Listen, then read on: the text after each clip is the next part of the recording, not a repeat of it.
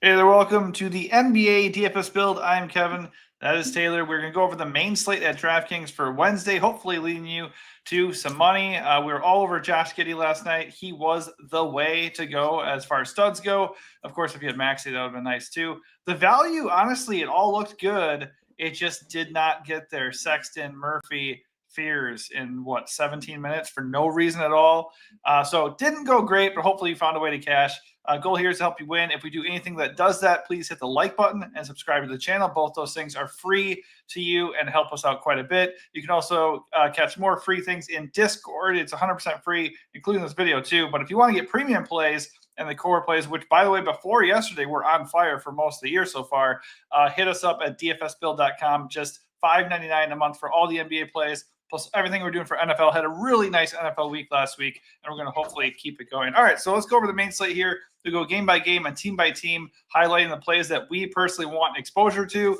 And then, of course, you can get those finalized plays that we're building our lineups around over at the site through Discord. All right, so Tyrese Maxey, again, no Joel Embiid. He's out. I mean, not a great spot in Cleveland. It's a 9-point spread here. 11-point spread, dear Lord. I don't really buy into that much because the Cavs are down a bunch of guys too. So, I feel like fading Maxey never works. And then when I play Maxey, he gets like 45. So it's like at 10K, that's not really worth it. But that said, no Embiid, he's gotta be huge for them to have a chance to be in this game. I guess Maxey looks pretty damn good. Not that psyched to play anybody else, but I guess like Quentin Grimes, Kelly Oubre, they get a little bit of a boost and they're only mid-6s. So it's not the worst thing in the world, but I think it's Maxey or bust here for me. Yeah, Maxey's fine. He's getting expensive, but he's been amazing. Like, even with Embiid in, he's been generating tons of usage, playing 40 a night. I think at 10K, he's still playable. There is another 10K guard I think will be much more popular and I think is a much better play. But, even on a big slate, Maxey is still viable given the role he has. Sure. I think as far as cheap stuff without Embiid, I think Trendon Watford at 4-1 is probably the one I would like the most. He's the Sixer to whom I have the most exposure as of now. The issue is power forward. He's a good per minute guy historically. He's usually been on bad teams. So take that for what it's worth, playing a different role with Philly. He's cheap enough and historically decent enough to be viable. But yeah, not really getting to like Drummond or Bona on this slate. I think you can play Grimes and Edgecombe, given the usage they will see without Embiid. Jared McCain is also out again, so it's okay. Maxey, obviously the top guy. If Cleveland value opens up and we're playing a lot of Cavs, I would generally like to run it back with someone from Philly, Maxey being the very obvious top choice. So it's okay, not a priority. Yep, totally fair. All right, on the Cleveland side, we have Donovan Mitchell up top with a 43-point fantasy projection, 9.2K. Evan Mobley, same price, same projection, basically. Obviously, you can play those guys, Garland, Allen, Hunter, all questionable, and Sam Merrill as well. So a bunch of those guys are out. They actually going to look pretty darn good because Pascal Siakam is a similar price, and their projection would just boost and it'd be kind of similar to him. So they would very much be in play. And then, like you said, you would have to consider doing a run back like Maxey or something on the other side. If those guys are out, though, the value also would look pretty appealing. Lonzo Ball is limited, but still at 4.5. We can entertain that on such a big slate with not that much value. And then we could look at the Larry Nance's and Jalen Tyson's of the world, even though I don't want to do any of that. I think really, if we get to the situation where all those dudes are out, I think it's just who do I want to play between Spida or Mobley if I'm going to do that. Yeah, I think Allen is cheap enough, but he's been banged up. They tend to limit his minutes anyway. It's a fine spot for Allen without Embiid, so I think he's playable, but not someone I would like to get to with a lot of volume. Value stuff sucks. Like if Hunter and Garland and Merrill are out, I guess you can consider guys like Jalen Tyson's, Dean Wade. But yeah, these are bad per minute guys. They still have enough bodies to cobble together a rotation. So don't really want to do this. Mitchell, whatever. I think he's a leftover on this slate. Hasn't been great anyway. So not super into it at all in any way. No, there's 8 games tonight. So I feel like Yeah, there might be some value there, but there's going to be other value. Like there's going to be enough other decent value that we don't have to do that. All right, Lowry Markkanen leads the way for the Jazz. They're in Detroit, 10-point dogs. Good Lord. Look at that rotation. There's like 20 guys projected for minutes right here. Oh gosh. Okay, so Lovely. Not super psyched to pay for Lowry here in this spot, but like he's in play. Keontae George is a better play though, $1,000 cheaper. Going to get the same minutes, similar projections, going to be more owned. So Lowry is GPP for life, I guess. Nurkic's price has come up. He's 5.3K. Not going to get crazy minutes, but Walker Kessler just ruled out for the year. So Nurk is just going to be the guy there, and he's going to get probably 25 plus minutes every time he starts. And considering he's such a good permanent guy, I'm okay eating that chalk. The price has come up enough that I don't think you have to play him. And obviously the matchup with the Pistons isn't ideal, but he looks like a good play. Nobody else really stands out. Like you said, a lot of bodies here. I guess you could do your old Svi thing because he's getting minutes and starting 4.2K. Worse decisions have been made. Kevin Love is there. Hilarious. But yeah, I'm not really psyched to do. I'm not. I mean, if Love has a role or something, sure. But if like they're without a ton of other guys, yeah, kind of. Not really enough for me to feel like really good about it. I think really on this slate, I think Keontae is okay to get to.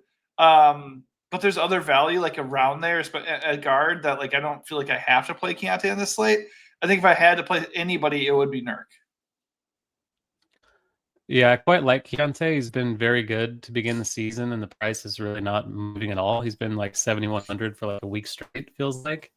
Yeah. Usage is great. The Collier return didn't affect him at all the other night.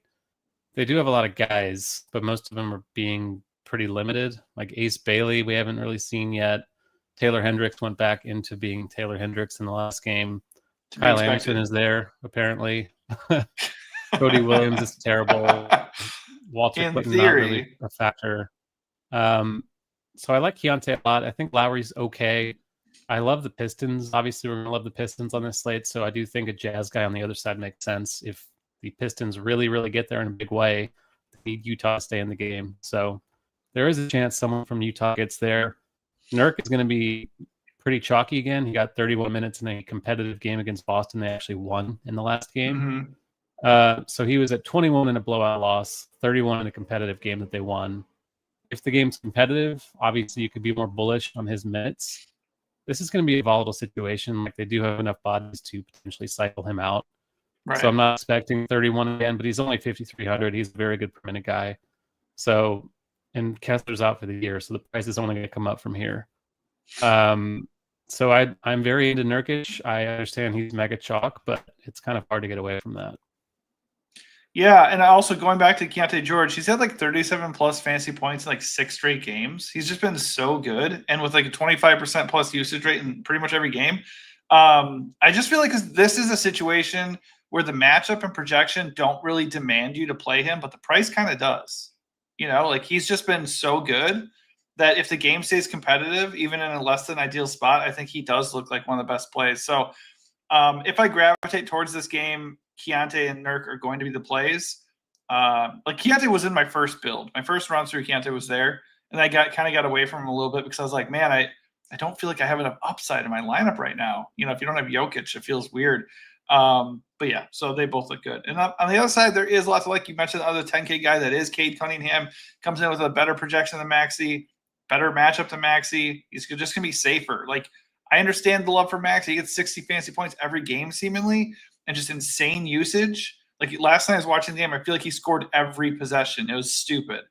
If you're not playing him, it's really annoying. But Cade looks awesome. If like a lot of the ownership's going to go to Maxey, like I'm more than happy to pivot to Cade. Nothing wrong with him at all. He looks great.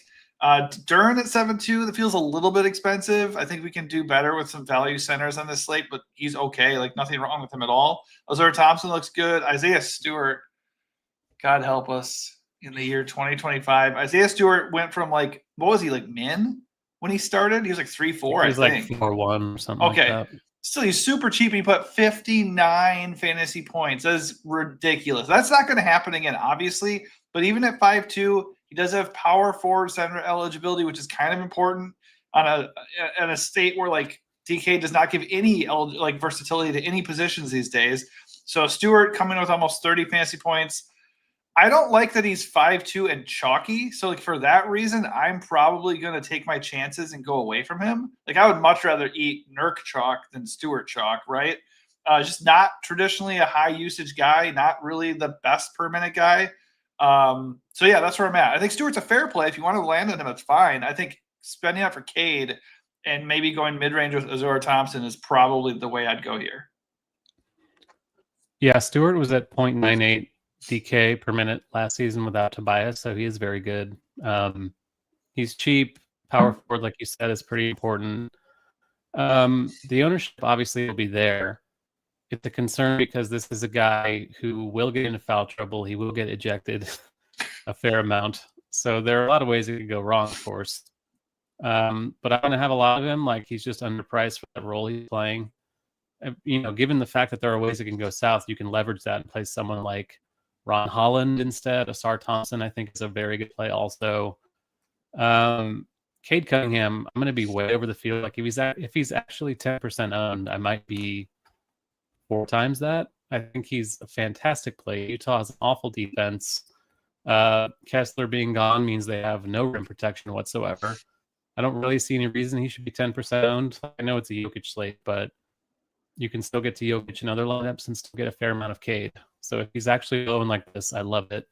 Duran, I think, is still a pretty strong play. Like we said, no Kessler, just really opens things up defensively on the Utah side. So still getting to Duran. I think you can make a case to not play Duran and Stewart together. Like if they're both in the same lineup, I'm not really sure they're both likely to nuke in the same game, because one of them's probably getting there with rebounds and stuff, and obviously rebounds can't be grabbed by everyone. So I'd consider that rule. I think Duncan Robinson, while horrific, is viable. Played 40 minutes in the last game. He's 4-5. Shooting guard eligible is always nice. So I'll play Duncan Robinson today, and I will cry about it later. Godspeed, my friend. I think going back to the Stewart thing, like I said, good price, projection is good, the role is there, I guess, but 27% usage rate in the last game, 18 shot attempts. I'm sorry, I don't really see that being replicated necessarily here. I just don't see why it would. Yeah, but at 5'2", he doesn't have to. No, I know. I agree with that. That's why I still think he's a good play. I just think if he's going to be almost 40% owned, I'm going to probably be underweight on that. Brooklyn and Indy, this is like my favorite game of the slate. Pacers are 7-point favorites at home. Brooklyn and Indy both are very good matchups for each other. Cam Thomas and Michael Porter Jr., there are little floors to be had here, but they're not very expensive. The prices have not moved. There are really nice ceilings because they are high usage players who can score in bunches. I like them both a lot. Claxton at 5'6" against the Pacers, that looks totally fine. If you want to try with the punts like Terrence Mann, Tyrese Martin, that's okay. I don't really want to do that. But Cam Thomas, Michael Porter Jr. look really, really good. Yeah, they're okay. I probably won't have as much Thomas as I did in the last game with MPJ back. I think they're both fine. I'm not getting there with MPJ almost at all on this slate just because power forward is so stacked and he is power forward only. So if you do want to stack the game, there's certainly a case to be made for that. I'm not really there as of now. I do think Claxton's fine, but again, center on a large slate, there's a lot of opportunity cost there. Yeah. And then I think Mann is fine, just cheap, small forward only. The minutes have been fairly secure in a starting role. And that's it. I don't really want to mess with anything else here unless there's like some random late injury news like we saw the other night. No, and I mean, I will say this. I will say, like, typically we want to go after one main guy from a team. Like, what was it? Yesterday, the Raptors had everybody from the starting lineup except for Jakob Poeltl go completely nuclear. But with these guys with the Nets, like, the usage is so concentrated that you can pair Cam and Michael Porter Jr. They both can get there. They both can get 40-plus fantasy points in the same game here. I will say on the other side of this game is where we actually want to start. Like Pascal Siakam looks amazing, 50-point fantasy projection, still only 9.5K. The price has caught up, but like the role is so good that it doesn't really matter. Like he's like the best spend value, and the only real deterrent would be that he's going to be really owned. The Nets are like the best possible matchup, really. So he looks amazing. Walker at 5'8" looks good. Neesmith at 5'9" is fine. I feel a little bit better about Walker, but Neesmith's popped off recently, so I guess he's fine. Isaiah Jackson, good per minute guy at 4.6K. The minutes are not really going to be stable, but he played a decent amount in his last game. And obviously the matchup's amazing, so he can get there anyways. You can go deeper with Ray J and Shepard and all these other punts, but I don't really want to. I think Siakam is great. And if you play Walker, Neesmith, or Jackson, I have zero issue with that. Yeah, I think Dennis is kind of interesting. He's back under 5K. Quentin Jackson is out again. Johnny Furphy is out again. I don't know what's going on with the Pacers, but they cannot keep people on the floor. I think Dennis might be on the injury report. They might not even care. I mean, at this point, there's no reason to care. Dennis is not on the injury report, so he's cheap. Yeah. He's had a roll off the bench. We've seen him kind of pop off a little bit. Not the most likely outcome, but if he's low owned, like it looks like he will be now, I'm okay with that. Fine with Siakam, like you said, he's going to be really owned. It's a big slate, so probably won't quite get there on him, but it is a good matchup. Jarris Walker, I think, is still undervalued for the minutes he's playing in a starting role. Isaiah Jackson, okay, whatever. I'd rather play Nurkic, but the minutes have been a little more stable for him lately. And that's probably it. I'm not messing with Ben Shepard. I'm not messing with really anything else here. Yeah, I mean, like if we knew we were going to get 29 minutes, that's how many he played last game. If we knew we were going to get that, like I'd feel pretty good about Isaiah Jackson. Right now he's projected for 23, and he obviously can play like there or fewer. But they don't have that many guys either. So like I'm okay taking a chance on him because he's a really good per minute guy. Next game, Washington in Boston. The Wizards are, 13-point underdogs. Godspeed, Washington. I mean, you can always play the Wizards if you want to, just because they are going to allow the game to get out of control. And if they obviously keep the game close, then it could be very stackable. We're going to have interest in the Boston side. So naturally, you can look at Sarr or George as comebacks. Not super psyched to play anybody else, but if you want to play the blowout game, I don't really want to, but 4.4K, Trey Johnson off the bench. Not the worst thing in the world. Bob Carrington at 4K flat off the bench. Again, same deal. If I was going to stack this game, with the Boston side, Sarr is where I would start. And then Keyshawn George also looks good. But these guys are not priorities. I feel like I'd rather get to like Cam Thomas, MPJ, and some other guys in that range. Yeah, I think Sarr is fine. It's annoying he won't ever play 35 minutes. He's kind of stuck around upper 20s, but we've seen ceiling from him. He's not going to be owned at all. I really don't believe in the Boston front court without Porzingis and without Cornette and without Al Horford. Like they're not what they used to be. So I think Sarr is a totally fine bring back, and that's kind of it. CJ McCollum, no thank you. Keyshawn George looked a bit expensive. So kind of Sarr, nothing for me here. Yeah, the Celtics have been very stingy inside somehow. Number one in points in the paint, as far as not allowing any, but I don't know how long it's going to last. On the other side, lots to like about the Celtics. Obviously, they have a very good matchup here. Jaylen Brown leads the way. Still kind of too cheap at 8.4 given his role, but they're also kind of at full strength. You have Derek White a little bit cheaper, $1,000 cheaper. He is the better play in my opinion. Peyton Pritchard, another $1,000 cheaper. He looks pretty good. You can make a case for any of these guys and all of these guys. Pretty decent chance they all get there. The only issue is, could they all get there and just like be decent, or is one of them going to absolutely nuke? That is the question. But they all look good, and your boy Anthony Simons off the bench at 5.1K, he is totally fine as well. And then Neemias Queta at 4.5K, as long as he starts. The Wizards are a great matchup inside. So the minutes are not secure, but there's a lot of value centers, and if the other one's going to be really owned, it looks like he is going to be owned, so that feels bad. But he is definitely in play. Yeah, I just feel like Jaylen Brown should be 9K, and it continues to be priced in the low 8s, and I don't know why. The role without Tatum is just huge. The Wizards are awful again. I think he's going to be chalky, I assume, but it doesn't look like he'll be super like mega chalk just because there is a lot of other stuff on the slate. Yeah. So he's a great play. Like I'm just going to keep playing him while he's this cheap. White and Pritchard have not been great. The prices came back up a little bit. they're going to come around eventually. Like White is just shooting the ball horribly. So if you want to Mhm. buy into that, I'm okay with it. We're not really getting a discount there. I think Simon at 5-1, like the price continues to come down. He hasn't really been great on aggregate, but we have seen big games every now and then. This is the Wizards, of course, so I think it's worth getting to him once again tonight. And I'm okay not playing Nemish Keita. Yeah. I like the Jaylen Brown call. His usage is insane. So 39%, 38% in his last 2 games, 47 plus fantasy points in 3 of his last 4. He's been very, very good. And he just hasn't had like that true nuke game. Pretty decent chance it does come against the Wizards. So, yeah, I'm going to be very on this entire offense. The only one I'm not super on is going to be Keita just because I don't like the ownership. All right. Minnesota at New York. We get some revenge games. If anybody's feeling vengeful, if Cat plays, we got DiVincenzo going back against his old Knicks team, and Julius Randle, of course, too. So if Anthony Edwards is in, I'm a little bit less excited to pay $9K for Julius Randle. In fact, I just don't want to do it. If Anthony Edwards is out, though, we could be looking at a 50-plus burger for Julius in the Madison Square Garden. So I would be interested in that, even though the price tag's a little bit elevated.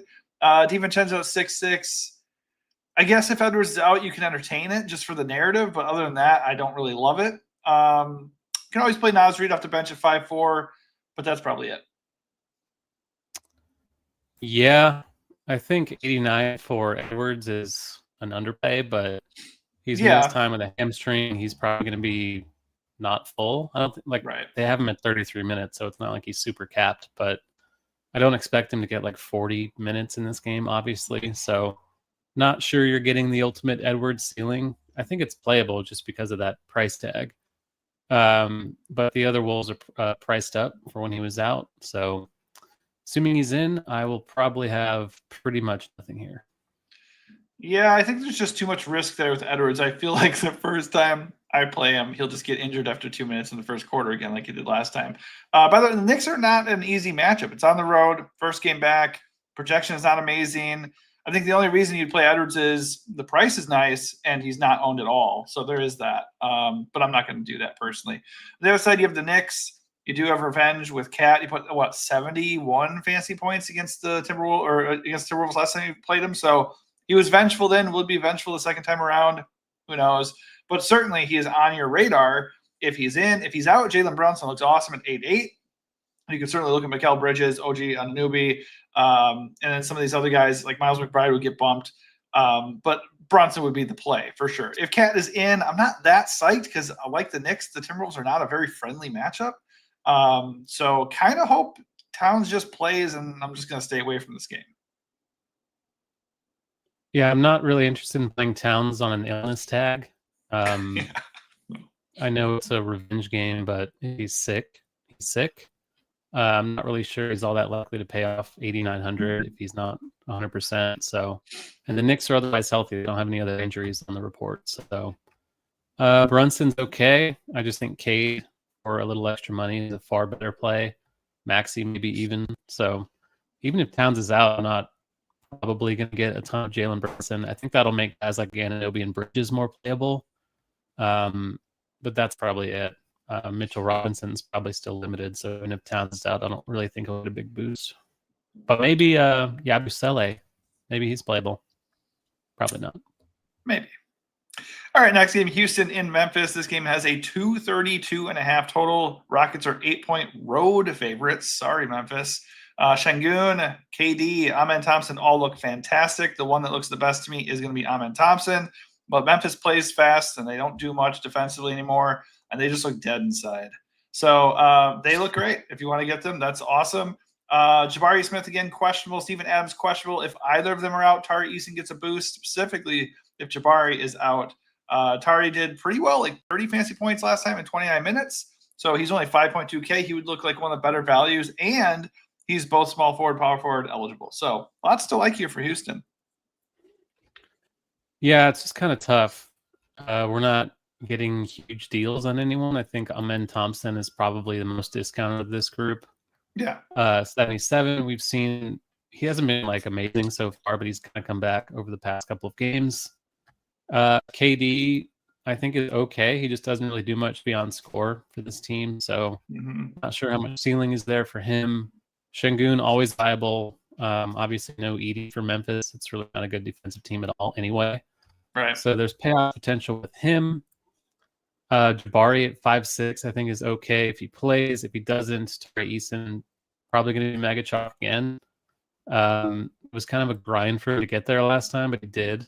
52 still cheap. I think Tari's playable even if the questionable guys suit up, but he will look better if they're out.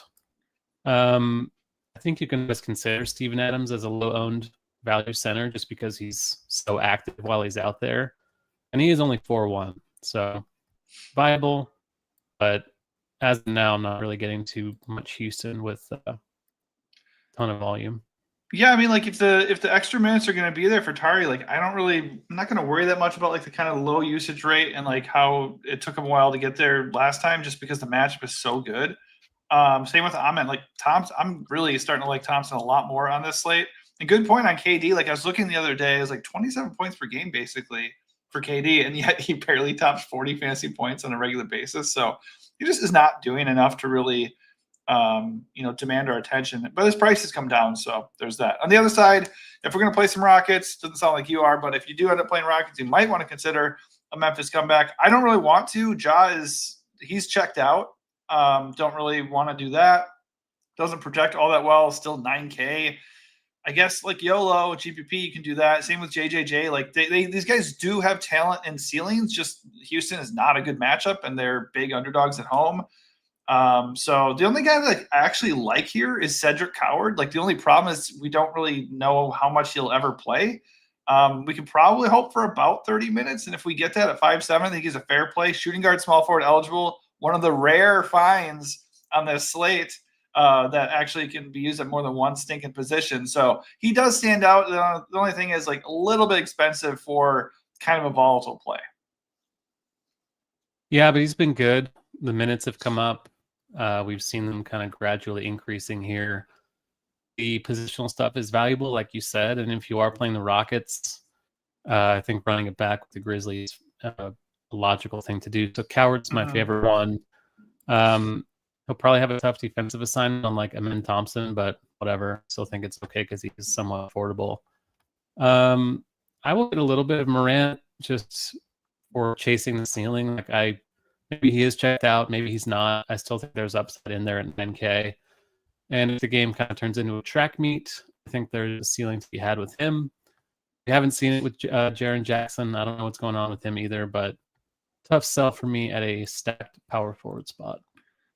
What I and everybody want to know, though, is where's the Santi Hive? In hibernation as of now, I think. In hibernation. All right. Yeah, it's fair, especially in this spot. Although that guy will let it fly. All right. Pels do not have Zion for the next week. Jordan Poole, midday questionable tag. Hopefully he's out. But either way, with no Zion, so everybody gets a little bit of a boost, and no Poole would give all these guys an even bigger boost. The Mavs will probably win. They are 8-point favorites at home here, but we get a lot of usage. Trey Murphy looks great at 6'9", but he always looks great, and lately that has not transpired into anything meaningful. If Jordan Poole plays at 6'3", I guess you could consider him, but if he's out, Jeremiah Fears, who only played 17 minutes last night, I would imagine would feel a lot safer. I like Jose Alvarado a lot at 3.3K. His role would get boosted considerably as well. Not into playing big roulette with the Pels, just because like Derek Queen, Kevon Looney, like come on, I don't want to do any of that. They're cheap. You can do it if you want to. It's not for me. Herbert Jones, not sexy, but he is only 4.7K. I think Derek Queen is an awesome play. Well, yeah, he's only 3.7K. I thought he was 4.5 for some reason. Okay. Yeah, he's super cheap. The minutes haven't been consistent for him, but Looney is not going to see a lot of minutes. No Zion, no Misi. It's back-to-back also, so I feel like Looney's less likely to see 20-plus minutes, of course. True. Good call. Queen is just a pretty good rookie. We saw last night. Only 17 minutes, but he did everything while he was out there. 30% usage rate. What? I feel like if anyone's going to see a boost, it's him just based on that performance, and they won that game. So I think Queen I'm not sure I buy the 4% ownership.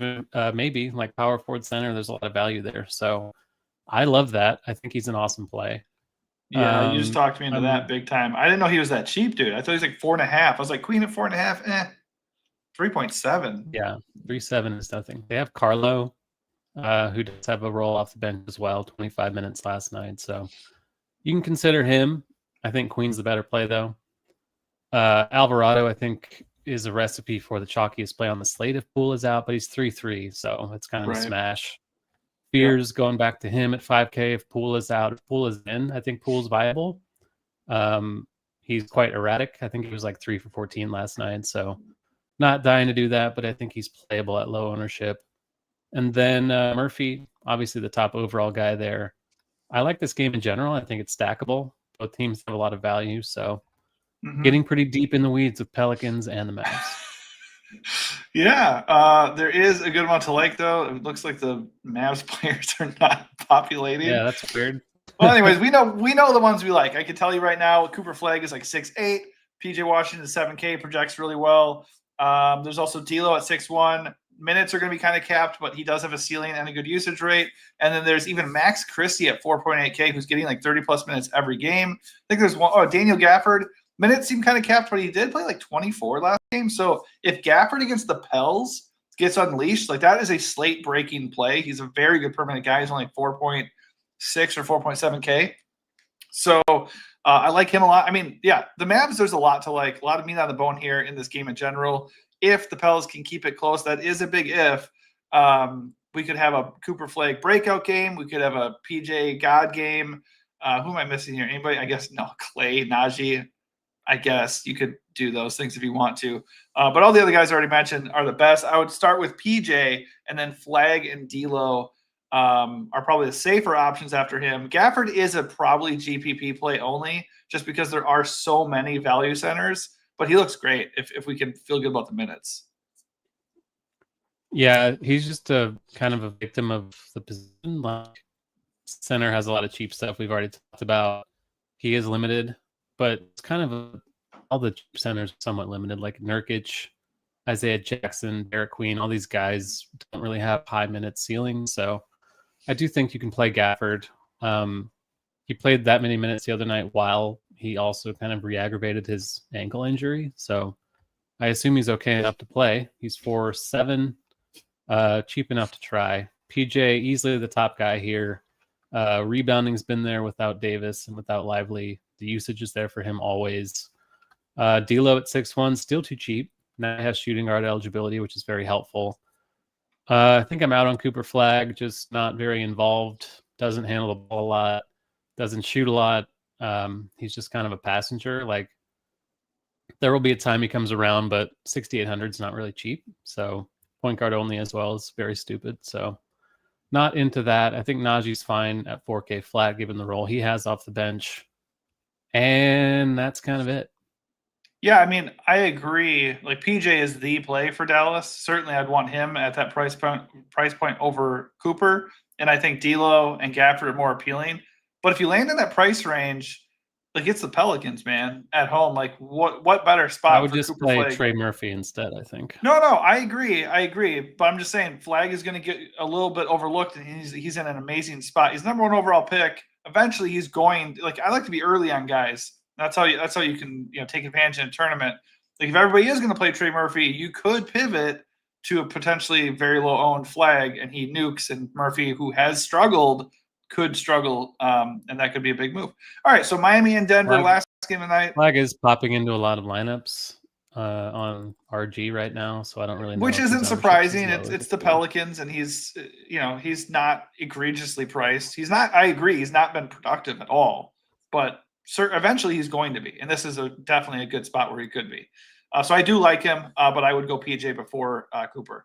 So Bam is probably the best looking Heat player here against Denver. They're 10-point dogs almost against the Nuggets. A lot of big spreads tonight. So, which is weird because last night there was 4 tight spreads with big totals, and 3 of them blew out.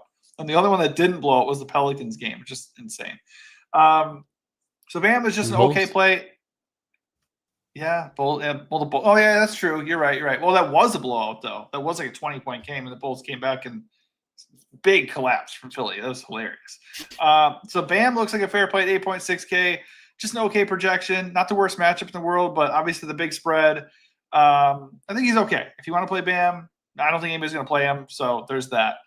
Wiggins, not really. Norman Powell, very scoring dependent, 6'9". Not really. Like, these guys are fine tourney plays if you want to do that. I just don't see it. Jaime Jaquez's price has come way up. That's a big no. I just don't see anything that is looking good here at all. I'm still getting a good amount of Bam. I'm pretty sure he's going to be low owned at power forward center. So yeah, if they for a keep reason, close, I guess. probably because of him. I think he's just a pretty good play without Hero in there. There's a lot of usage available still. I'm with you on the rest. Like Wiggins, not much of a ceiling there with Powell back. Jaquez, same thing with Powell back. So Bam or bust. Yeah, I don't mind it. It is good price and good roll. Denver on the other side, Nikola Jokic leads the way here with almost doubling up Jamal Murray's projection, by the way. Not super owned. I would imagine he'll be, owned enough, especially if you play in a single entry, but projects like a god, best projection of the slate. If you want to play him at 12K, I don't have any problem with that. Bam isn't the most fun guy to go up against, but as we've seen before, Jokic doesn't really care about that. I think he has like 65 and 70-point games the last 2 times he faced the Heat, so like that hasn't mattered. Often matchups don't really matter. If you're good and you're feeling it, you're going to have a good game. But Jokic looks great. If you can get there, there does appear to be enough value to get there reasonably comfortably if you want to do that. So far, I've kind of been digging the balance build, with like Cade or Siakam as my top spend. But Jokic can absolutely destroy the slate at lower ownership than usual. You have Jamal Murray at 7.7, who's totally fine, but not a priority. I don't think anybody else really stands out. Like I think Jamal is a little bit more interesting than I'm letting on, just because he's in that hammer game and nobody's going to be on him at all. But if I was going to do anything in this game, it'd be Jokic, which isn't a big reach. If we get Poole out, I think Jokic, the ownership's going to come way up because you get Jose Alvarado, you get other stuff with New Orleans. Like there's a lot of cheap value suddenly available. So I never buy that Jokic's ownership is as low as it says, like 9%. There is a 0% chance he's 9% owned on this slate. Right. But fantastic play. Obviously, don't have to add anything on him. I think I will be taking some shots on a sub 5K Cam Johnson. Don't feel good about it. He's kind of Desmond Bain-ish so far, but cheap. Eventually, I assume he's going to remember that he's a good player. We haven't seen it yet, but I'm okay with that. Same thing with Christian Brown at 5K. Cheap shooting guard. I'm okay with that.